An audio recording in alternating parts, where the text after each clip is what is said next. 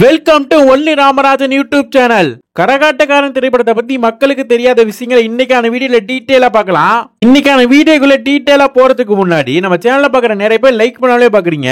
நீங்க ஒருத்தர் லைக் பண்ணாதனால பல பேருக்கு யூடியூப் வந்து கொண்டு போக மாட்டேங்குது. மறக்காம லைக் பண்ணிட்டு பாருங்க.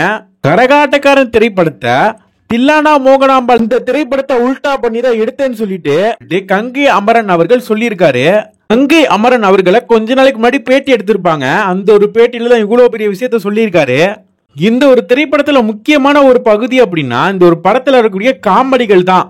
அதுல ரொம்ப ரொம்ப முக்கியமான காமெடினா இந்த ஒரு வாழைப்பழ காமெடியை சொல்லலாம். இந்த ஒரு சீன்ல செந்தில் கவுண்டமணி வேற லெவல்ல நடிச்சிருப்பாங்க. அந்த ஒரு காமெடி சீனை ஒரு மலையாள படத்துல இருந்து எடுத்துதான் இந்த ஒரு திரைப்படத்துல வச்சிருக்கேன் அப்படி சொல்லிட்டு இந்த மாதிரியான தகவல்லாம் வெளியாயிருக்கு. அதாவது நான் என்ன சொல்ல வரேன் அப்படின்னா இந்த ஒரு காமெடி காப்பி அடிக்கப்பட்டிருக்கு, வேற ஒரு திரைப்படத்துல இருந்து இந்த ஒரு திரைப்படத்துக்கு மாற்றப்பட்டிருக்குன்னு நான் சொல்ல வரேன். நம்ம வீடியோட எண்டுக்கு வந்துட்டோம். இன்னைக்கான வீடியோ முடிக்கிறதுக்கு முன்னாடி தில்லானா மோகனாம்பாள் இந்த ஒரு திரைப்படத்தை காப்பி அடிச்சிருக்காங்க அப்படின்னு சொல்லிட்டு கரகாட்டம் திரைப்படத்துல ஒரு சீனாவே வந்திருக்கும். செந்தில் கோவேஸ் அல்ல அவங்க ரெண்டு பேரையும் பார்த்து ஒரு தாத்தா சிவாஜியும் பத்மினி மாதிரி இருக்குன்னு சொல்லிட்டு சொல்லுவாரு. அதுக்கு கவுண்டமணி அவர்கள் கலாச்சி அமுச்சு விட்டுருவாரு. இதுதான் இந்த ஒரு திரைப்படங்கள்ல இருந்து கிடைச்ச தகவல்கள்.